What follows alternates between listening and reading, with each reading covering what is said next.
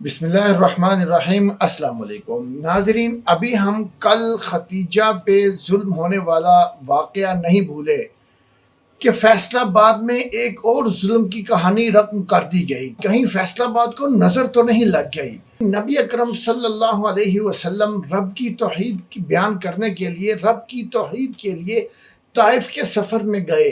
ان لوگوں نے اس دعوت کو قبول کرنے کی بجائے رسول اکرم صلی اللہ علیہ وسلم کو پتھروں کے ساتھ لہولہان کر دیا۔ آج اسی واقعے کی یاد تازہ کر دی۔ فیصل آباد کا مشہور پیر جو کہ لسانی سرکار کے نام سے مشہور ہے، اس کی برسی جاری تھی۔ اس میں اس کو لسانی ثابت کرنے کی کوشش کی جا رہی تھی کہ ہمارا پیر لسانی ہے، اس کی کوئی مثال نہیں ہے۔ حالانکہ یہ صرف رب العالمین اللہ رب العزت کی ہے کہ اس کی کوئی مثال نہیں، وہ لسانی ہے۔ مجلس میں بیٹھے ہوئے سینئر وکیل سرور بٹ کو غیرت آ گئی، اس کو رب کی توحید پہ غیرت آ گئی۔ اس کو گوارا نہ ہوا کہ جو صرف میرے رب کے لیے ہے، جو صرف رب العالمین کے لیے ہے، وہ ہم ایک عام انسان کو کیسے دے سکتے ہیں، وہ ایک عام انسان کی طرف کیسے منسوب کر سکتے ہیں۔ اسی بات پہ اس کو غیرت آ گئی، اس کے ایمان نے جوش مارا۔ اس نے مائک کو پکڑا اور مائک میں آ کے اس نے علل اعلان کہہ دیا کہ یہ لسانی سرکار یا یہ لسانی نہیں ہے، لسانی صرف اللہ رب العزت کی ذات ہے۔ لسانی صرف اللہ کی ذات ہے، کوئی لسانی نہیں۔ یہ بکواس کرے گا یہ توحید کا درس دینے پہ لسانی سرکار کے غنڈوں اور اس کے جہل پیروکاروں نے وکیل سرور بٹ کو تشدد کا نشانہ بنا دیا۔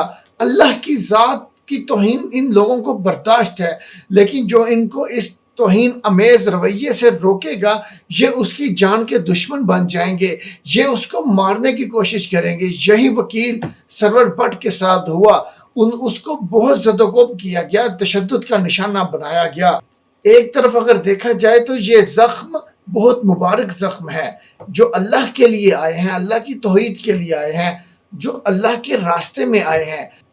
جس نے شرک نہ کیا ہوگا اللہ اس کو جنت میں ضرور داخل کرے گا، اور جس نے شرک کے خاتمے کے لیے، توحید کی سربلندی کے لیے کوششیں کی ہوں گی، تو اللہ اس کو جنت میں کیا رتبہ دے گا۔